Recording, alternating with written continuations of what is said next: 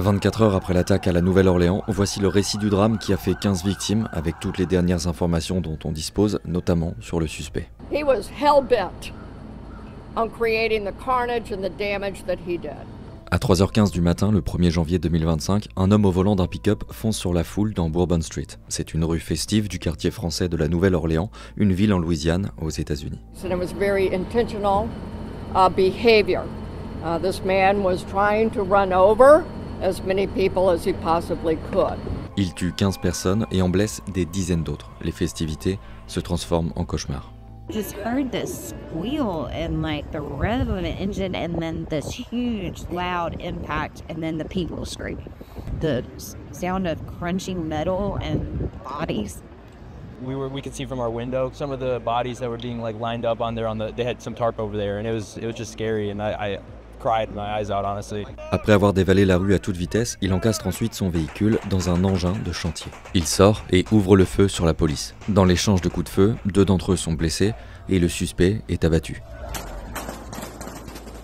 Rapidement après les faits, le FBI ouvre une enquête pour terrorisme, puis dévoile les premières informations sur le suspect. Il s'appelle Shamsuddin Bahar Jabbar, un citoyen américain de 42 ans. C'est un vétéran de l'armée, résident au Texas, état voisin de la Louisiane. The FBI also reported to me that mere hours before the attack, he posted videos on social media indicating that he was inspired by ISIS, expressing a desire to kill. Le FBI a notamment trouvé un drapeau de l'organisation État islamique dans le véhicule utilisé pour la tuerie. Des engins explosifs ont aussi été trouvés autour de la zone du drame, dont 2 ont été désamorcés par les forces de l'ordre.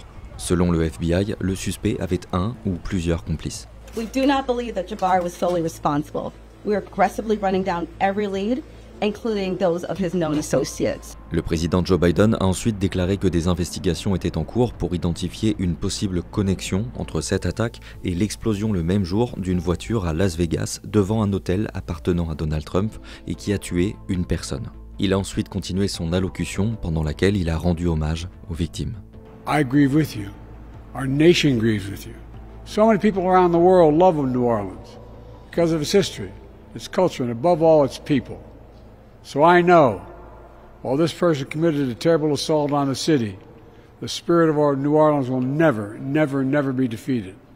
It always will shine forth.